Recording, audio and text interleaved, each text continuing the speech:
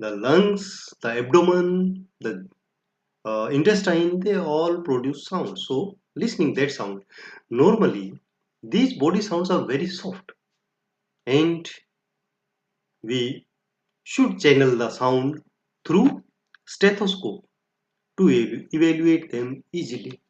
So stethoscope is very important instrument for auscultation. It has three main parts. These are earpieces, this is diaphragm, and this is bell. Okay, so earpieces, diaphragm,